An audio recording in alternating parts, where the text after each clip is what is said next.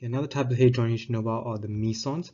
Mesons are hadrons which don't include protons in their decay product, unlike the baryons. Okay, mesons have the quark structure of quark and an antiquark. That means that the combination is limited. So there's only two types of mesons. There's the pions and the kaons. Okay, the pions are only made of up, anti-up, down, and anti-down, which means that they don't have any strangeness. While the kaons need to have a strange or anti-strange quark along with up or down. Okay, so that's the key difference, that kaons have some kind of strangeness. Okay, determine the quark structure of pi minus. So it's a meson, so it's going to have a quark structure of a quark and an antiquark.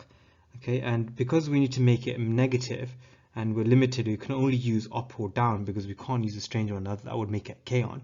So we can let's see, how can we give it some negativeness?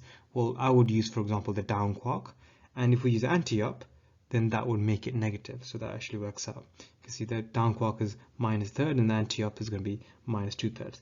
Okay, what about baryon number? Well, one of them is a quark, so it's got plus a third baryon number. The other one is an anti-quark, so it's got minus a third. So it's got a baryon number of 0, and this makes sense because a meson isn't a baryon, so it should have a baryon number of 0. What about strangeness? Well, it's a pion, so it doesn't have any strangeness, so it's 0. Determine the quark structure of K plus meson.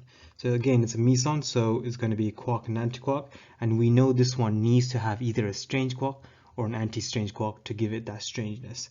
Okay, we want to make it a positive charge. Okay, so what quark, should we use, up or down?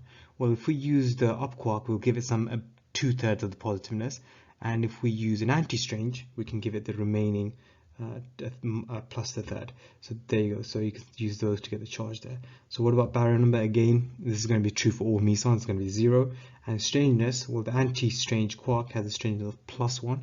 So overall, the K plus meson has a strangeness of +1. Okay, pi naught meson. So it's going to be quark and antiquark again. How do we get a charge of 0? Well, the truth is you can just use up and anti-up, or down and anti-down. It turns out either of those options are fine. It's going to be actually a combination of both of those. So those would be fine. Okay, you can use either because the charge will be 0 overall, baryon number 0, and it has no strangeness because it's again a pi meson, not a kaon.